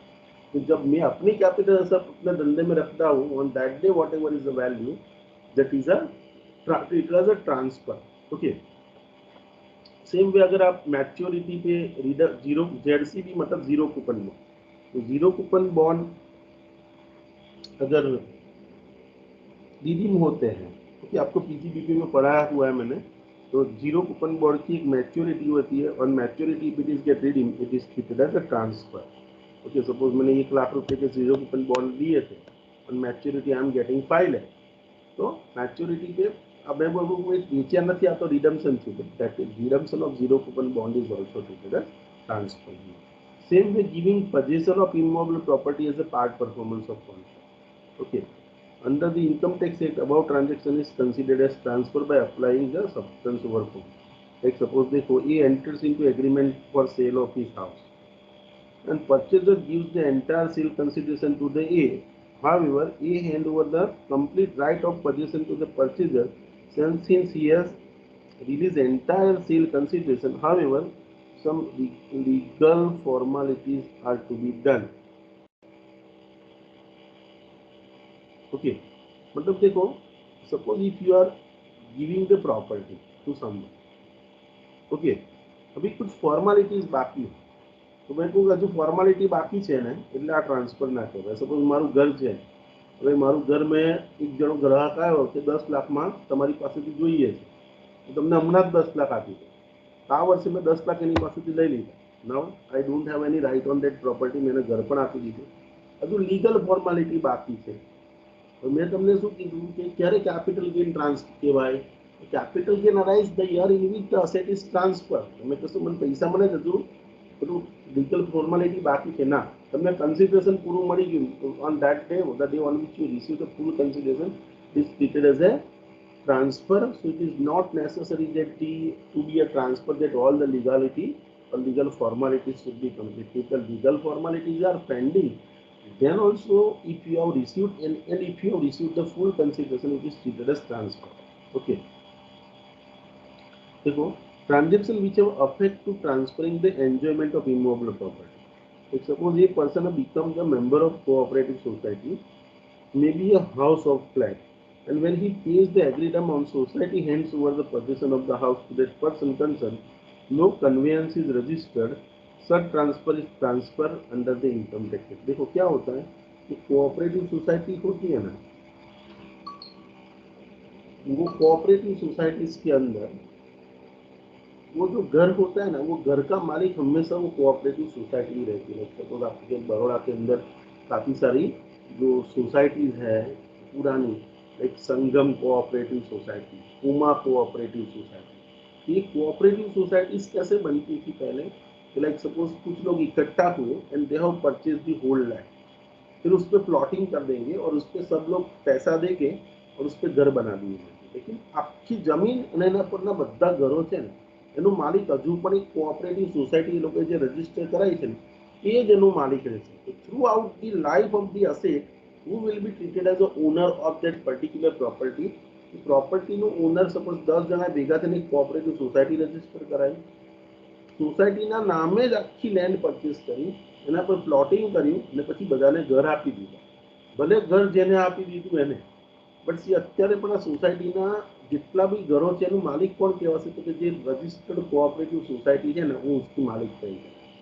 तो वो लोग कैसे अपना ओनरशिप प्रूव करेंगे तो उनको एक प्रॉपर्टी कार्ड दिया जाता है और उनको सेल्फ सर्टिफिकेट दिया जाता है। तो सी स्टिल अगर आज के दिन भी आप जाके देखोगे कि भाई सीपी सर्वे की ऑफिस में प्रॉपर्टी किसके नाम पे बोलती है तो कोऑपरेटिव सोसाइटी के नाम पे बोलती है और उसके साथ उसका वो प्रॉपर्टी का अटैच होगा। उससे पता चलेगा क्या प्रॉपर्टी सोसाइटी नहीं है पर प्रॉपर्टी कार्ड होल्डर आ છે તો આને માલિક ગણાય। તો લીગલી જોવા જઈએ તો ઓનર સોસાયટી જ રહે। તો સપોઝ સમજી લો કે suppose if you are giving all the rights of enjoyment of immovable property તો સોસાયટીએ શું કર્યું એના બધા હકો એ જે પણ પ્રોપર્ટી કાર્ડ હોલ્ડર છે એને આપી દીધા। હજુ પણ ચોપડા સપોઝ સપોઝ એ ઘર હું બીજા કોઈને મારું પ્રોપર્ટી કાર્ડ આપીશ તો બીજો એનો માલિક બની જશે પણ તે છતાં પણ સોસાયટીના ચોપડે તો सॉरी सिटी सर्वेના ચોપડે तो सोसाइटी જ मालिक કહેવાશે। तो ये केस के अंदर ट्रांसफर कहा जाएगा नहीं कहा जाएगा तो यहाँ ट्रांसफर क्या होता है society is not transferring the house society is giving all the rights attach to the property to that person. So अगर आप कोऑपरेटिव सोसाइटी और cooperative society power of attorney से या तो फिर प्रॉपर्टी कार्ड से सभी राइट अस्तित्व के किसी को ट्रांसफर करते हैं तो उसको भी ट्रांसफर कहा जाएगा। ओके नाउ सी मैंने आपको बताया कि भाई आपको पीरियड ऑफ होल्डिंग आपको गिनना होता है। तो see order to calculate period of holding अगर आपको पीरियड ऑफ होल्डिंग गिनना है तो आपको डेट ऑफ परचेज और डेट ऑफ सेल ये दोनों के बीच का डिफरेंस अगर 36 मंथ 24 मंथ 12 मंथ उससे कम है तो हम उसको शॉर्ट टर्म कहते हैं उससे ज़्यादा है तो लॉन्ग टर्म। कौन सी डेट को हम डेट ऑफ ट्रांसफर गिनेंगे तो देखो अगर मूवेबल प्रॉपर्टी है तो वो केस में कौन सी डेट को देखो इतना डिटेल में जाने की जरूरत नहीं है यहाँ मटीरियल में लिखा है read once the day on which the property is delivered that જે રિમૂવેબલ પ્રોપર્ટી છે તમારી પાસેથી કાર કે કોઈ પેઇન્ટિંગ કે સ્કલ્પચર કે જ્વેલરી લેવાયા but the day on which I am giving you the property is given to you that date is treated as transfer ભલે પૈસા મળવાના બાકી હોય but on the delivery or delivery if the property is delivered after the contract of sale it is treated as a transfer પછી ભલે તમે એની બુક્સમાં entry ગમે ત્યારે પાડો books entry in the books are irrelevant. हाँ इमूवेबल प्रॉपर्टी में transfer कब कहा जाएगा when the documents are registered જે દિવસે તમારો દસ્તાવેજ થાય ને when the deed of sale is executed that is treated as a date of transfer। और अगर डॉक्यूमेंट्स रजिस्टर्ड नहीं है अगर आपका कोई प्रॉपर्टी सपोज मशीन के भी कोई बीजी वस्तु તમે કોઈને વેચો જે इमूवेबल ओके तो अगर कोई इमूवेबल मशीन ऐसा जमीन के साथ रखा हुआ है कि मूव नहीं हो सकता और वो मशीन को आपने बेचा उसका कोई प्रॉपर्टी डॉक्यूमेंट नहीं होगा और उसका कोई डॉक्यूमेंट का रजिस्ट्रेशन भी सिटी सर्वे में नहीं होगा लैंड और बिल्डिंग में होता है। तो वो किसमें the documents are not registered then there should be a contract in writing transfer has paid the consideration और is willing to perform the contract and transfer should have taken the possession of the property. तो અહીંયા main વસ્તુ શું છે જ્યારે તમે પોजेशन प्रॉपर्टीનું transfer इन આપી દો that is treated as a date of transfer। Okay अभी आप देखो कि कैपिटल गेन में हमें सीखना यही है कि how to calculate the capital gain. Capital gain कैसे कॉम्प्यूट होता है वो हमें कैलकुलेट करना सीखना है। ठीक है तो यहाँ से देखो मैं आपको ये कैपिटल गेन कैसे कॉम्प्यूट करना है वो सीखना है लेकिन I think there is a lots of theory that you have learn today so I am not starting the practical portion. Okay तो कल हम फ्रेश मूड में tomorrow evening again I will come here and will discuss this full value of sorry how to compute the capital gain. Just minute hello હું આવું છું ત્યાં તો class ચાલુ થઈ ગયો થોડી વારમાં આવીશ તમે લોકો જમી લો।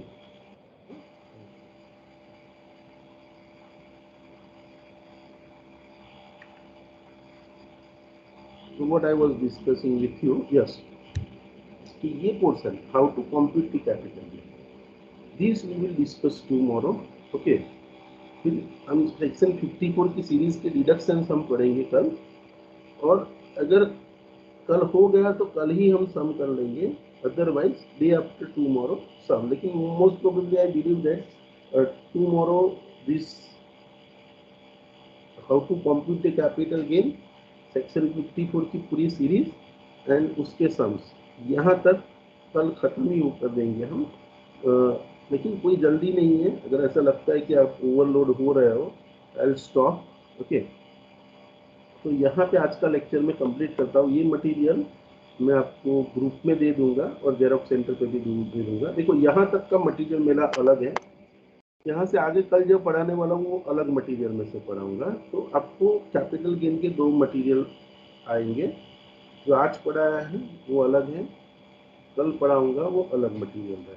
ठीक, so just a minute.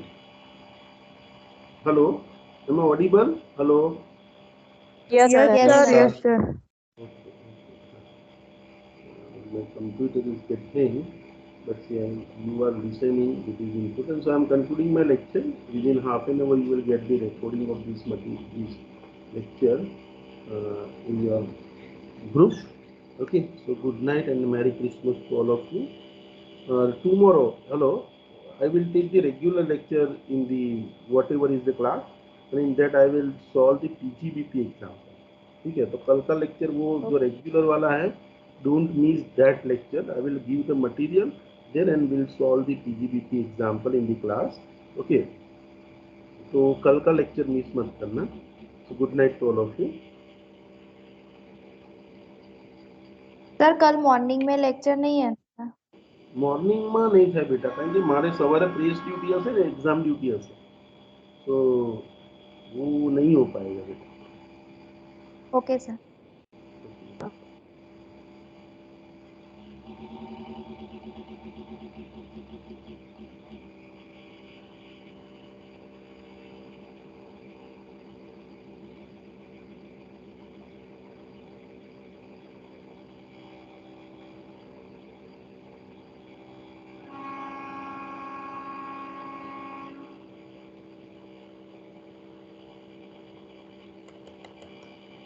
Sir આ કેપિટલ ગેઇન ના જે સમ છે એ તો તમે ઓફલાઈન જ ક્લાસમાં કરાવશો ને સર? 99% બેટા ઓફલાઈન જ કરાવીશ। એમાં છે ને એક જ સમ કરાવવાનો છું, એનું હા સર. સોલ્યુશન પણ હું તમને આપી દઈશ। એટલે જેવી કન્વીનિયન્સી 99% ઓફલાઈન। Okay sir.